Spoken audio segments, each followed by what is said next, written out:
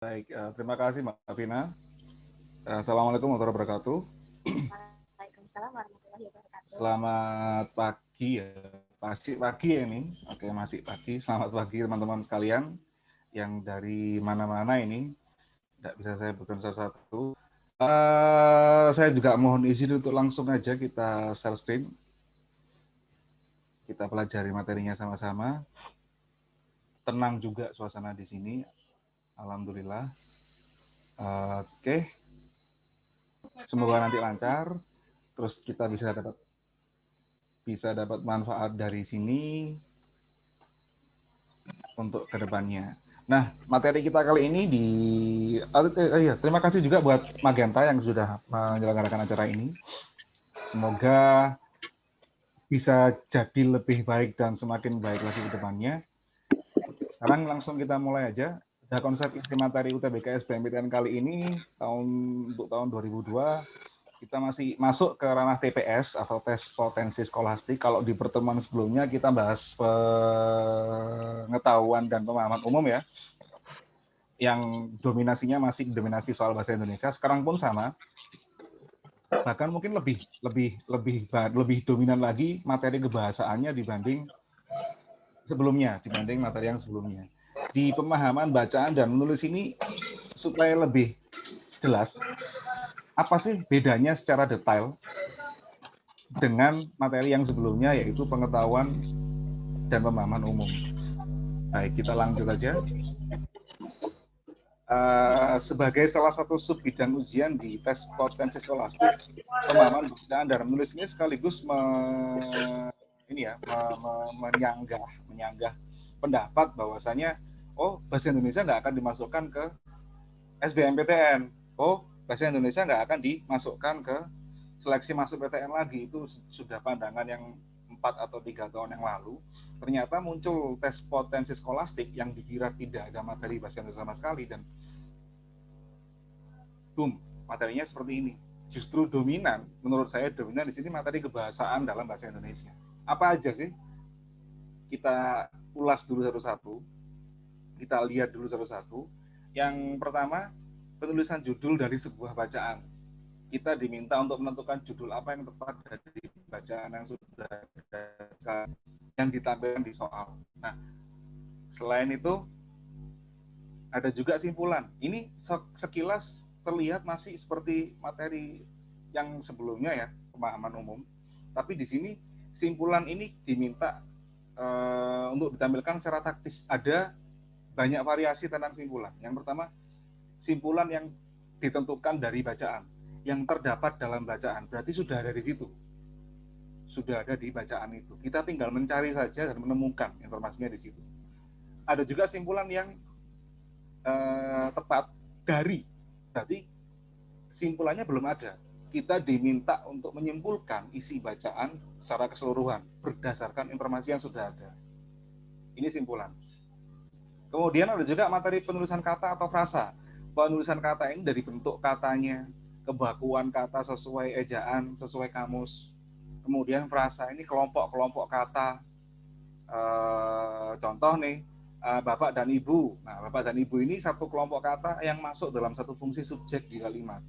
Saya yakin mungkin teman-teman sudah pernah mendengar apa itu subjek, predikat, objek, keterangan. Nanti ada satu soal yang kita bahas full tentang fungsi kalimat atau subjek predikat ini, walaupun tidak semua, baru mungkin 20%, tapi itu sudah cukup detail untuk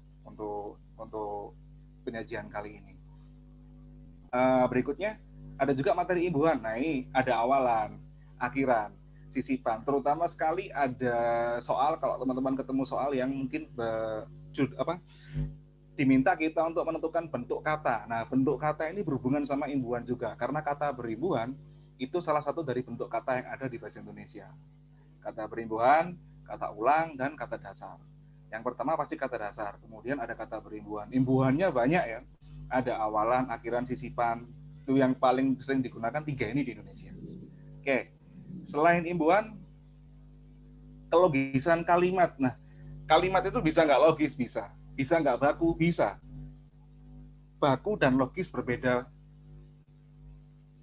sisi. Kalau baku dilihat dari bentuk tulisannya, Kalau logis dilihat dari nalarnya. Nanti ada satu atau dua soal sih mungkin yang kita lebih harus memperhatikan atau lebih menunjukkan ketelitian dalam kelogisan penggunaan kata dan kalimatnya. Oke, selain kelogisan kalimat, ada juga penggabungan kalimat. Nah, ini ada satu kalimat, dua kalimat, mungkin dirupakan dalam satu bacaan ya. Ada bacaan yang panjang, cukup panjang. Antara kalimat satu dan kalimat dua, ini ada selah. Atau mungkin agak janggal. Kita diminta untuk menggabungkan kalimat tersebut menggunakan kata penghubung. Menggunakan kata penghubung. Jadi konjungsi yang ditanyakan. Konjungsi apakah yang tepat yang bisa kita gunakan untuk menggabungkan kalimat sekian dan sekian. Seperti itu. Nah, kemudian ada juga kepaduan kalimat tuh, ono penggabungan, ada kepaduan. Nah, ini padu intinya satu paragraf sebuah teks itu saling terjalin ya, saling berhubungan, saling terjalin dan saling melengkapi satu sama lain. Seperti yang teman-teman mungkin pernah dengar waktu SMA, yang masih SMA, yang sudah lulus juga pasti pernah dengar. Ada kalimat utama, ada kalimat penjelas. Nah, kalimat penjelas ini menjelaskan kalimat utamanya. Dalam satu paragraf mungkin bisa ada satu kalimat atau dua kalimat utama mungkin di awal dan di akhir, tapi intinya hanya satu. Kalimatnya itu intinya sama, tetapi bentuknya saja yang berbeda. Nah, di antara kalimat-kalimat utama ini terdapat banyak sekali kalimat penjelas. Nah, ini yang menjelaskan kalimat utama tersebut. Oke, selain kepaduan kalimat sama kalimat efektif, ini kenapa kok langsung saya tampilkan, karena berhubungan. Kalimat yang nggak padu dalam sebuah paragraf biasanya juga tidak efektif. Karena apa? Ada hubungan yang nggak sesuai dengan kalimat sebelumnya. Contoh ini, contoh. Kalau teman-teman pernah dengar lagu anak-anak ya, kalau lagu ada 5, itu kalimat pertama. Kalimat keduanya adalah rupa-rupa warnanya. Nya di sini menunjukkan warnanya siapa? Balon. Menjelaskan warnanya balon. Ini kalimat yang padu. Dan seterusnya, lirik lagu tersebut semuanya menjelaskan atau menggambarkan tentang balon. Kalau tiba-tiba di salah satu di antara kalimat-kalimat tersebut membahas yang lain selain balon, misal talinya balon, atau kemudian si pembuat balonnya, maka kalimat ini bukan kalimat yang padu, karena nggak sesuai dengan inti keseluruhan dari bacaan. Kalimat efektif pun demikian, gagasannya harus padu, subjek predikatnya harus jelas. Nanti kita akan kenalan sedikit sama soal yang khas milik dulu waktu SBMPTN itu setiap panitia lokal kan berbeda. Ada yang tahun ini diselenggarakan oleh UI atau Universitas Indonesia, tahun berikutnya diselenggarakan oleh Undip dan sebagainya. Nah, setiap kampus ini memiliki ciri sendiri. Pertama kali muncul soal-soal kalimat inti, dan inti kalimat ini yang akan kita bahas agak detail nanti.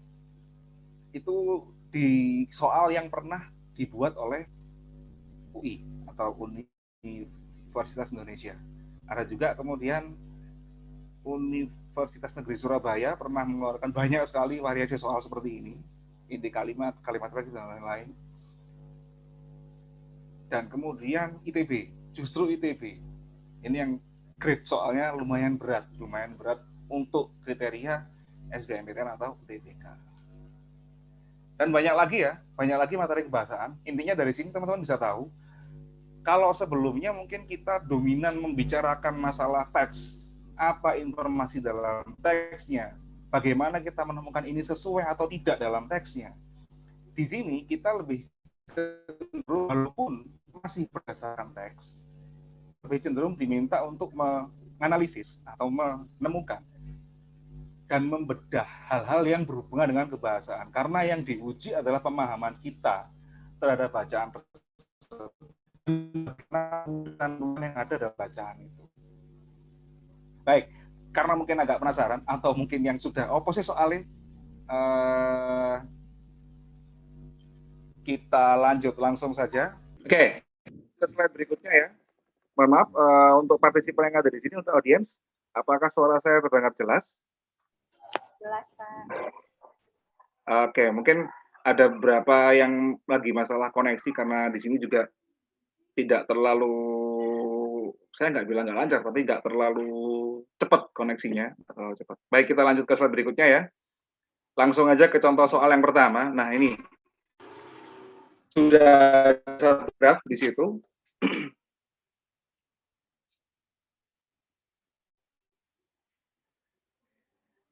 Ada satu paragraf di situ.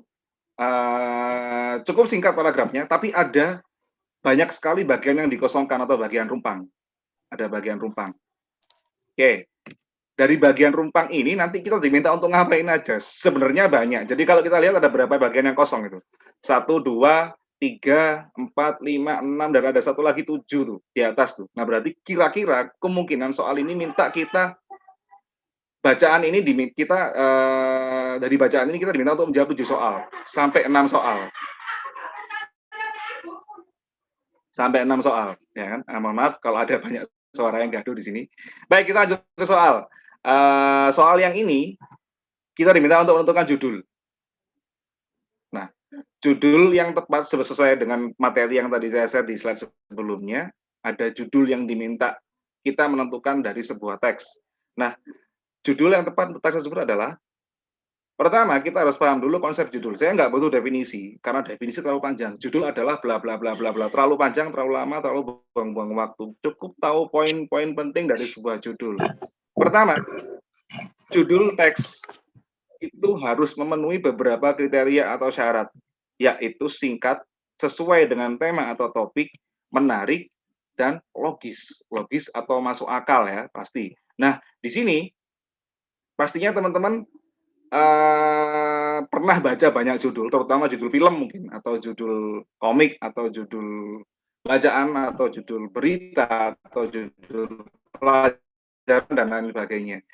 Untuk judul teks yang dibutuhkan di UTBK, kebanyakan teks-teksnya berupa artikel ilmiah, entah itu berita, artikel eksposisi, atau artikel opini, tapi kita harus paham ciri judul secara umum dulu.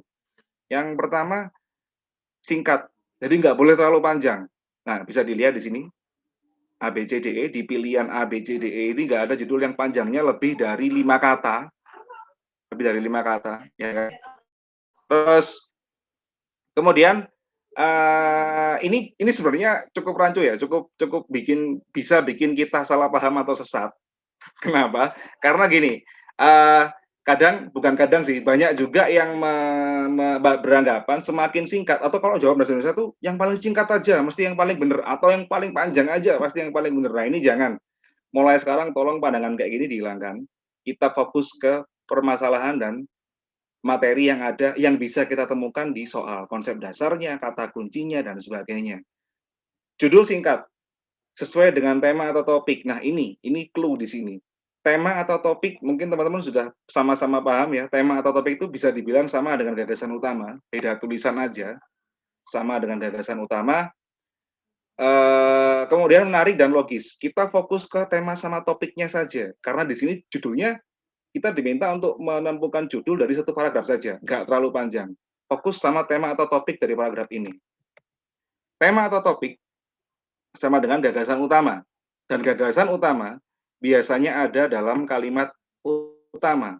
Dan kalimat utama itu biasanya ada di atau berposisi sebagai kalimat yang pertama dan kalimat yang terakhir. Sekarang, coba kita langsung lihat intinya kalimat satu aja. Kalimat satu, mulai kata selama kurun waktu 10 tahun terakhir itu ada tanda koma kan ya. Berarti ini bukan inti. Kenapa? Ini keterangan. Jelas, ini keterangan waktu. Karena dibatasi, dipisahkan oleh koma, ada juga selama kurun waktu. Nah, ini konjungsi yang merupakan konjungsi temporal atau yang menyatakan hubungan waktu. Berarti intinya ada setelah itu. Benar. Intinya ada setelah itu. Kita juga bisa menemukan kata kunci lagi di situ. Nah, apa kata kuncinya? Ini. Dari kalimat dari klausa kondisi inflasi Indonesia belum stabil, kita bisa menemukan satu kata kunci, yaitu inflasi. Baik, inflasi inilah yang bisa kita gunakan untuk mencari jawaban yang tepat. Cari aja di antara A, B, C, D, E, mana yang punya kata inflasi? A, nggak ada. B, tidak ada. C, ada. D, nggak ada lagi. Yang E, ada. Kemudian, mana jawaban yang benar? Jawaban yang benar, oke. Jawaban yang benar, antara C atau E. Sekarang kita coba lihat lebih teliti di antara dua pilihan jawaban ini, C atau E. Nah, yang E itu ada satu kesalahan. Apa satu kesalahannya? Dikatakan inflasi meningkatkan daya beli uang. Inflasi meningkatkan daya beli uang, dan ternyata ini tidak sesuai dengan kalimat penjelasan nomor 4. Apa itu kalimat penjelasan nomor 4?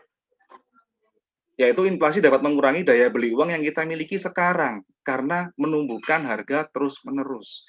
Inflasi dapat mengurangi daya beli uang yang kita miliki sekarang karena menumbuhkan harga terus-menerus. Nah, dari sini kita sudah bisa mengetahui kalau jawaban yang paling tepat untuk nomor ini adalah soal ini adalah jawaban yang D, yaitu inflasi menggerogoti nilai uang. Dan ini pun sudah memenuhi sudah memenuhi kriteria judul ya, singkat, sesuai dengan tema, menarik, dan logis.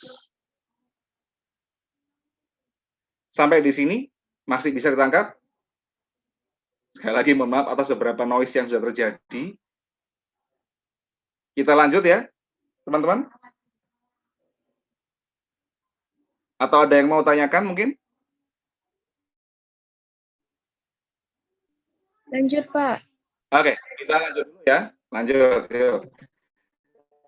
Berikutnya kita masih ke soal yang berdasarkan dari bacaan yang sama. Nah, tadi kita diminta menentukan judul. Sekarang kita diminta untuk mencari kata yang paling tepat untuk melengkapi titik-titik pada kalimat kedua. Kalimat kedua, kehidupan bla bla bla bla tidak lepas dari inflasi yang terlihat dari naiknya harga barang-barang kebutuhan pokok dari tahun ke tahun. Oke. Nah, ini mohon maaf dengan sangat misal saya terpaksa mengatakan tidak ada trik. Kenapa? Karena kita harus benar-benar paham pertama tentang arti kata. Artinya perbendaharaan kita harus banyak. Perbendaharaan kata kita harus banyak. Kedua, kita harus paham konteks kalimat. Kehidupan kayak gimana yang bisa berhubungan dengan inflasi. Beruntungnya, soal ini istimewa. Kenapa? Karena kita diarahkan hanya kepada satu kata. Tapi satu kata ini bisa memiliki arti yang bervariasi. Hanya dari perbedaan penggunaan imbuhan yang ada pada kata tersebut. Contoh kata A, berekonomi, B, keekonomian. Ini kalau kita lihat berdasarkan KBBI, itu sudah memiliki arti yang berbeda. Baik, kita lihat saja ya.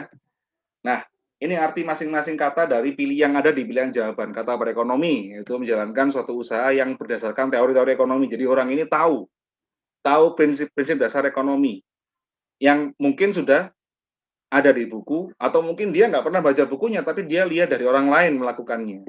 Bisa seperti itu. Yang jawaban B, keekonomian. Segala sesuatu yang bertalian dengan asas-asas ekonomi. Asas berarti sama. Secara umumnya sama.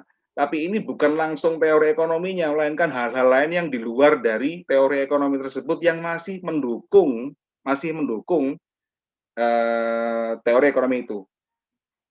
Yang ketiga, C, perekonomian. Ini tindakan berekonomi, lebih singkat artinya. Yang keempat, pengekonomian. Beda lagi. Teman-teman bisa lihat di sini, penggunaan imbuhan per dan penggunaan imbuhan pe saja sudah mengubah arti. Tindakan berekonomi di sini, yang ini proses cara perbuatan mengekonomikan. Berarti yang paling jelas perbedaannya, ini saya gambarkan sekilas saja, yang paling kelihatan adalah untuk pengekonomian, berarti ada sesuatu yang kita jadikan, entah itu benda atau mungkin apa yang kita jadikan ini sebagai barang atau sesuatu yang bernilai ekonomi. Kok mirip dengan yang mengekonomikan? Benar, karena memang awalan me pada kata ekonomi atau mengekonomikan di sini, awalan meng ini memang punya arti yang berhubungan dengan awalan peng. Berbeda dengan awalan per di kata perekonomian ini. Nah, ini masih bisa lebih dalam ya kalau kita bahas masalah imbuhannya satu persatu. Ada awalan me, ada awalan ber, ada awalan ada awalan me, ada awalan pe, awalan ber, dan awalan per ini berhubungan masing-masing. Akan lebih dalam. Tapi kita butuh waktu yang lebih singkat untuk menemukan jawaban di sini. Dari sekian banyak arti yang ada atau yang bisa ditemukan di KBBI atau Kamus Besar Bahasa Indonesia ini, jawaban yang paling tepat untuk soal nomor yang ini atau untuk soal yang kali ini adalah yang C, yaitu perekonomian. Kenapa? Karena di sini ada kata-kata kehidupan, kehidupan itu kata benda, mohon maaf, atau kata keadaan, kehidupan seperti apa yang nggak lepas dari inflasi, yaitu kehidupan perekonomian. Nalarnya sih kita cari yang paling cocok aja, yang paling sesuai dengan teksnya aja. Itu bisa, bisa. Tapi ketika semua kata yang sebagai pilihan sama seperti ini, atau mirip hanya berbeda imbuhan saja, mungkin kita akan sedikit terdistorsi, pemahaman kita akan sedikit terganggu atau terbiaskan. Bener nggak ya? Akhirnya muncul keraguan. Nah, ini yang diminta. Ini yang diminta, sejauh mana sih kita memahami kebahasaan dan bacaan-bacaan kita sendiri atau bahasa kita sendiri. Ini contoh soal nomor 2. Jadi tadi udah ada soal judul, berikutnya ada soal yang menemukan kata. Ini udah 2 bukti ya kalau di pemahaman atau pengetahuan bacaan dan menulis ini, pemahaman baca dan menulis ini, yang diminta kita adalah sibuk menganalisis elemen-elemen dari bacaan ini, bukan mengelola atau menangkap atau memahami informasi secara keseluruhan, bukan. Belum sampai ke situ, tapi lebih detail. Kenapa? Karena kita perhatikan setiap kata, setiap kalimat, dan bagian-bagian lainnya. Baik, soal nomor 3 mungkin masih sama dengan nomor yang berikutnya, contoh soal yang ketiga ini, lagi kita diminta kata yang paling tepat, kali ini berbeda kata. Kalau tadi satu kata, tapi mungkin beda bentuk ya, beda bentuk. Kalau sekarang ini ada beberapa kata yang berbeda. Kata yang paling tepat untuk melengkapi titik-titik pada kalimat 5 adalah kalimat 5. Akibatnya, pendapatan titik-titik menurun sehingga banyak masyarakat semakin susah memenuhi kebutuhan sehari-harinya. Langsung kita lihat kamusnya saja, cek di Kamus Besar Bahasa Indonesianya. Nah, ini, arti kata real, itu nyata atau sungguh. Nah, ini yang kedua, ini bukan kata dalam bahasa Indonesia, tapi di bahasa Indonesia ada istilah yang sama dengan itu. Real, ini maksudnya mata uang orang Iran dan Oman, ini jelas bukan jawabannya, pasti ya. Pasti jelas bukan jawabannya. Karena nggak ada hubungan jelas kita lihat akibatnya pendapatan rial. Nah, masa pendapatan rial dihubungkan sama orang-orang yang ada di sini? Lagi pula di teks kalimat 1 masih ada kata Indonesia, ini jelas, yang B salah. Kemudian mikro berarti kecil, makro berarti besar. Nah, yang hari-hari ini gimana? Hari-hari ini apa? Hari-hari ku lalui, kayak di lagu gitu. Hari-hari ini apakah dia ada istilah sendiri di kamus, beda sama arti hari, atau ada teman yang mungkin namanya hari? Hari-hari ini bentuknya kata ulang dari kata hari. Nah, maknanya atau pengertiannya bisa berarti beberapa hari, sekian hari, dan lain-lain. Jadi jelas dia nggak ada hubungannya. Kecuali ada kata se. Ada kata se, ada awalan se di awal hari. Kehidupan sehari-hari mungkin masih akan bikin kita bingung. Tapi kalau yang ini jelas berbeda. Maka tinggal mana? Mohon maaf, tinggal berapa pilihan tadi? Real salah, hari-hari salah. Nah, tinggal A, C, atau D saja yang kita perhatikan jawabannya. Silakan dicek yang mana kira-kira yang paling tepat. Kehidupan kecil, oh nggak tepat. Kehidupan besar ya, mohon maaf, ada sedikit tipe di situ. Kehidupan besar, oh ternyata juga nggak tepat. Baik, yang jelas sudah ketahuan jawabannya. Kehidupan nyata tidak lepas dari inflasi atau kehidupan real, tidak lepas dari inflasi yang terlihat dari naiknya harga barang-barang kebutuhan pokok dari tahun ke tahun. Baik, ini soal nomor yang sekian, atau contoh soal yang ketiga yang kita jawab kali ini. Sampai di sini mungkin ada teman-teman yang mau bertanya. Soal-soal kita kali ini memang lebih fokus untuk langsung memperhatikan satu demi satu elemen yang ada di pilihan jawabannya. Jadi ketika pertemuan sebelumnya kita fokus ke bacaan, kita fokus ke menyesuaikan antara pilihan jawaban dan bacaan yang ada, terutama kebutuhan yang diminta apa sih? Oh, bacaan ini soalnya ini nyuruh kita ngapain? Terus kita harus cari apa di bacaannya? Cari di bagian yang mana? Cari di bagian yang pertama atau yang kedua, di awal atau akhir, tapi soal-soal tentang pemahaman baca dan menulis ini kita lebih diminta untuk apa namanya, memperhatikan setiap elemen lebih detail, memperhatikan sebagian dalam bacaan lebih detail tentang kebahasaannya, terutama itu. Bagaimana? Ada yang sudah mau ditanyakan atau kita lanjut ke soal berikutnya dulu? Atau sudah lapar kena bacaan seperti ini? Lanjut?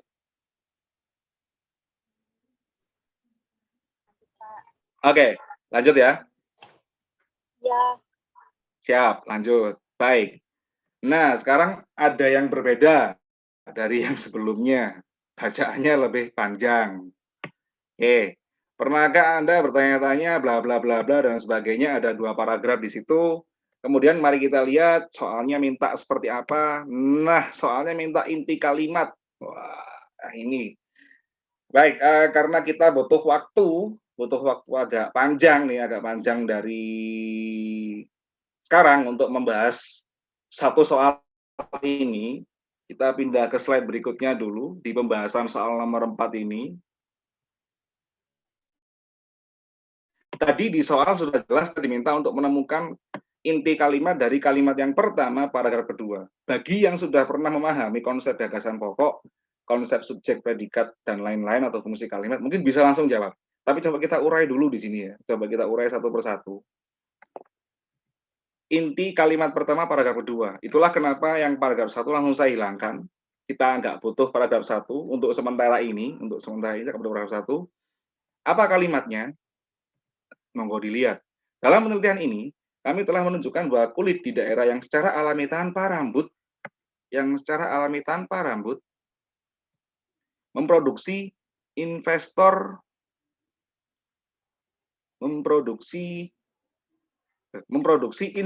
maaf. Saya ulangi, dalam penelitian kali ini kami telah menunjukkan bahwa kulit di daerah yang secara alami tanpa rambut memproduksi inhibitor yang menghentikan WMT dari melakukan tugasnya. Oke, ungkap Profesor Sarah E. Nah, ini mohon maaf E-nya ketinggalan, jadi saya crop khusus di bagian ini. Saya pikir cukup kita tahu intinya saja. Nah, sekarang sebelum mengetahui inti kalimat, berulang kali tadi sudah saya katakan kalau kita harus lebih paham tentang konsep fungsi kalimat. Apa saja? Subjek dan predikat terutama. Kenapa? Karena subjek dan predikat ini adalah kalimat yang paling inti. Jadi kalau ada subjek, ada predikat, bisa jadi kalimat inti. Sudah cukup atau sudah pas jadi kalimat. Lalu gimana dengan objek, pelengkap, dan keterangan? Nah ini apa namanya? Boleh ada, boleh tidak. Bergantung satu, ragam kalimatnya. Dua, ragam kalimat tulis atau lisan.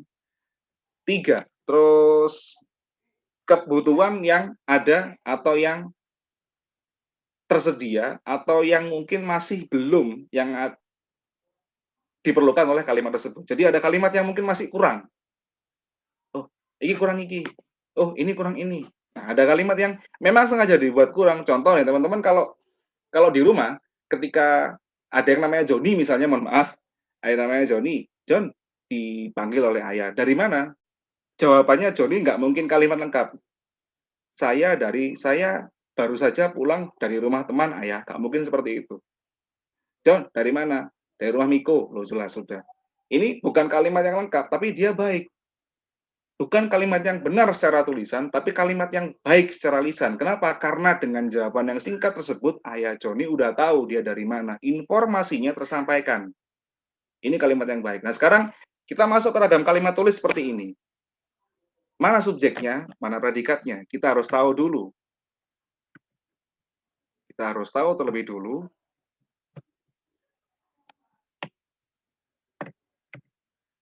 Inti kalimat adalah subjek dan predikat. Itu cukup.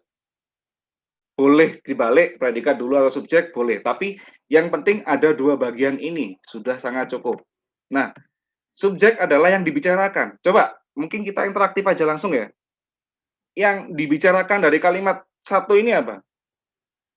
Teman-teman, host mungkin beberapa teman bisa diizinkan untuk unmute.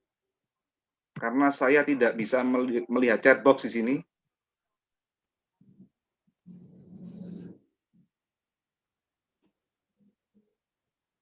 Sudah saya kasih satu clue di situ. Gimana? Yang dibicarakan dalam kalimat ini apa? Rambut. Oke, rambut. Ada yang ngomong rambut. Selain rambut mungkin. Kulit, Pak. Hah? Kulit. Penelitian? Kulit. Kulit. Rambut. Oke, ada yang bilang rambut, ada yang bilang kulit. Nah, sudah ada satu bagian dari kalimat pertama yang saya tampilkan di situ dalam penelitian ini. Sebelum menjawab yang tadi, sebelum menjawab apa yang dibicarakan, kira-kira bagian dalam penelitian ini termasuk ke fungsi yang mana? Yang jelas dia bukan subjek, bukan predikat. Karena ada dalam di sini ya, ada kata dalam. Kalau ada kata dalam, berarti dia termasuk keterangan. Benar ya?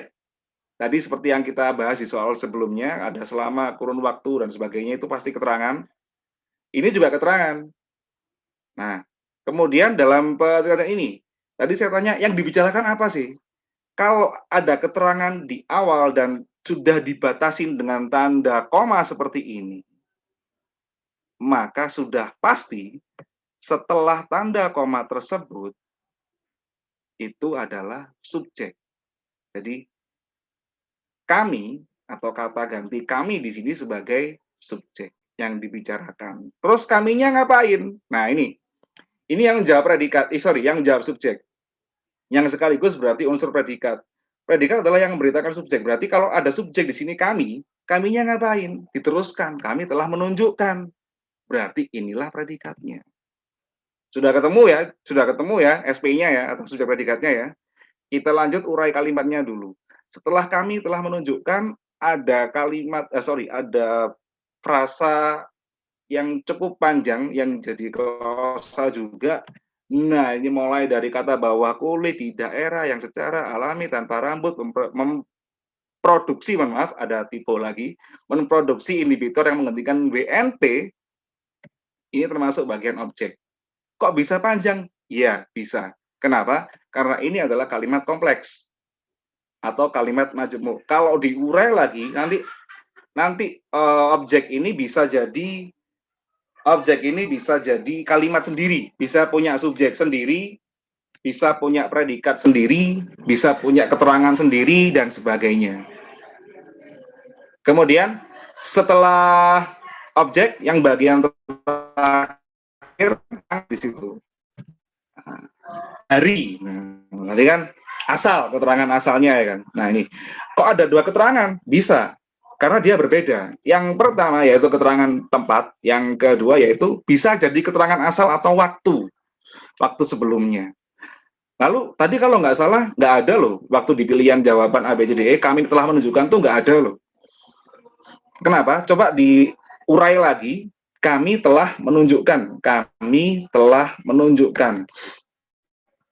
Ketika kata telah saya hilangkan, kalimatnya masih enak. Tapi akan lain soal kalau kata menunjukkan saya hilangkan. Kami telah bahwa, nah ini nggak enak. Tapi kalau kami menunjukkan bahwa kulit, nah ini kalimatnya masih bisa berterima, atau kalau istilah awamnya enak dibaca. Kayak gitu. Dari uraian yang lumayan ini, kita bisa menemukan bahwasannya jawaban yang paling tepat, yang mana tadi? Yang mana tadi?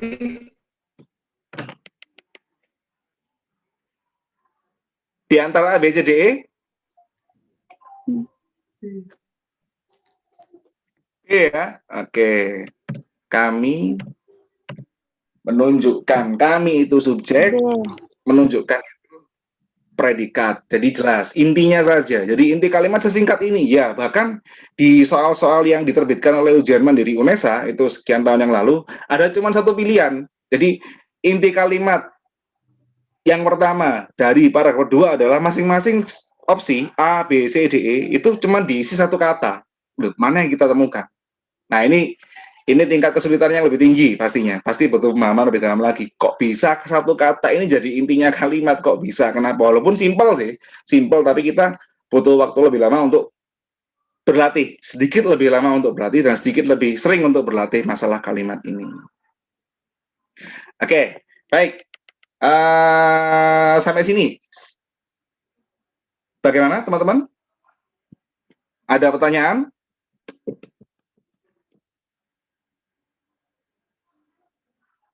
Belum ya?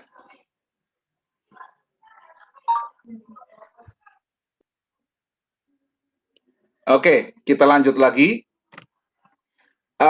Kalimat keempat, contoh soal keempat sudah. Nah, tadi sudah ada judul, pertanyaan tentang judul. Terus kemudian pertanyaan tentang kata yang harus digunakan untuk melengkapi kalimat. Kemudian ada juga pertanyaan tentang inti kalimat. Nah, apalagi yang kali ini? Apalagi bacaannya masih sama, tapi kita diminta untuk mencari pernyataan yang sesuai dengan isi teks. Oke, sebenarnya ini lumayan singkat cara untuk menjawab. Kita cukup memperhatikan satu persatu, demi satu. Langsung saja kita fokus ke pilihan jawabannya, A, B, C, D, E itu. Nah, kita lihat di jawaban A dulu. Tapi ini saya minta juga teman-teman interaktif, ketelitian. Kalau ada yang nggak serak atau kok aneh, langsung tanyakan saja. Jangan lupa untuk koordinasi dengan hostnya dulu. Langsung tanyakan saja. Tanyakan secara lisan. Karena saya ingin tahu bagaimana sih teman-teman menyuarakan pikirannya kalau bahas kalimat atau bahas soal seperti ini. Kita langsung masuk ke pilihan jawaban. Soalnya pernyataan yang sesuai dengan isi teks. Kita lihat pilihan jawaban A. Tidak ada molekul khusus di tubuh kita yang menghalangi pertumbuhan rambut. Ini ternyata tidak sesuai dengan kalimat 3 paragraf 1. Monggo dibaca. Kalimat 3, mulai kata menurut para ilmuwan, ini dikarenakan oleh adanya molekul khusus di tubuh kita yang menghalangi pertumbuhan rambut. Sementara jawaban yang A, dikatakan tidak ada molekul khusus yang menghalangi pertumbuhan rambut. Jelas nggak sesuai kan ya? Baik, kita lanjut ke pilihan jawaban yang B. Nah, tidak sesuai dengan kalimat keempat paragraf ke-1. Monggo dibaca baik-baik, diteliti baik-baik, mana bagian yang molekul khusus ini bernama di COP2, DKK2 yang berpotensi merusak jalur WNT. Sementara kalimat 4, molekul khusus ini protein bernama bla bla bla bla yang secara efektif merusak jalur WNT dan sebagainya. Silakan dilihat, apakah ini benar nggak sesuai, atau saya yang salah, atau slide itu yang salah, atau mungkin keterangannya yang salah. Sesuai itu. Ada yang bisa jawab? Saya tunggu setengah menit lah, biar lumayan lama. Apakah benar kalimat di pilihan jawaban yang B ini sesuai atau enggak? Sesuai dengan keterangan yang saya tampilkan, bahwa kalimat B ini nggak sesuai dengan kalimat keempat, tidak sesuai dengan kalimat keempat, atau justru sesuai menurut teman-teman? Karena mirip banget.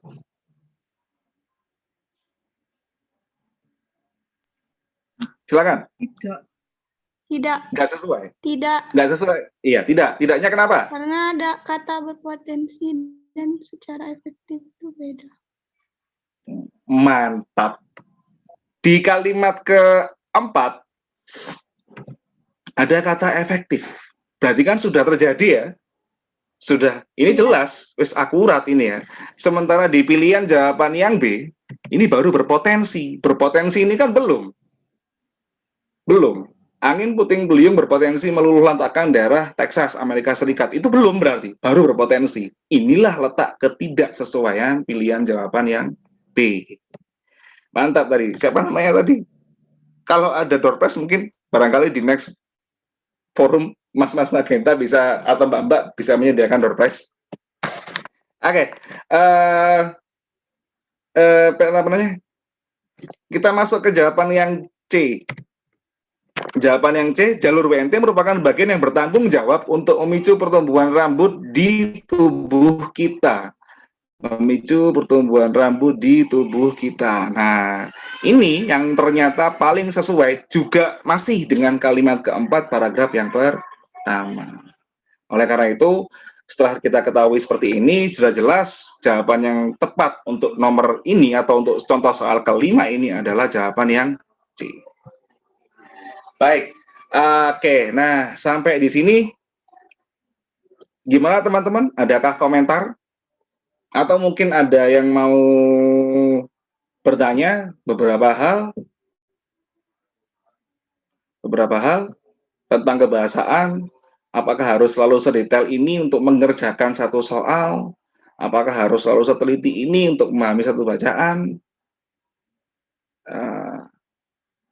Mbak Vina, mungkin apakah bisa saya lanjutkan? Atau karena kayaknya tinggal dikit di slide-nya. Tinggal satu slide lagi. Ya, bisa. Oke. Langsung sekalian saya tutup penyajiannya aja ya. Mungkin kalau misalkan ada yang tanya nanti di forum diskusi, bisa jelaskan mulai share screen yang whiteboard aja ya, gitu ya. Nggak masalah ya. Bapak. Oke, baik. Kalau gitu kita lihat slide berikutnya. Setelah ini, nah, pendidikan adalah tiket ke masa depan. Hari esok dimiliki orang-orang yang mempersiapkan dirinya sejak hari ini. Jadi mungkin teman-teman masih merasa sulit ya belajar tentang untuk UTBK ini. Bahkan yang sudah pernah mengulang atau sudah pernah ikut UTBK dan ikut lagi tahun ini, mungkin kok sulit ya, kok aku gak bisa-bisa ya. Nah, jangan ragu ya, memang seperti itu. Seperti itulah harga yang harus kita bayar untuk mendapatkan tiket ke masa depan. Jadi siapkan sejak hari ini. Saya nggak akan bosan mengingatkan teman-teman, motivasi mungkin sekedar mengajak lah. Jangan takut lelah, jangan takut bosan, dan mungkin sebenarnya malah kita nggak boleh bosan belajar, karena belajar itu seumur hidup. Kalau teman-teman sudah punya tujuan, ingin berkuliah di mana, ingin ikut UTBK, jelas ingin kuliah di PTN, ingin masuk ke PTN mana, ingin masuk ke jurusan apa, ingin setelah kuliah di jurusan itu ingin ngapain, maka mulailah sekarang, jangan nunda lagi. Kalau sudah jalan, maka teruskanlah. Hambatannya akan semakin berat, iya. Akan semakin sulit, iya. Tapi saya yakin kamu pun akan semakin siap ke depannya nanti. Demikian materi yang bisa saya sajikan hari ini. Terima kasih. Semoga bermanfaat.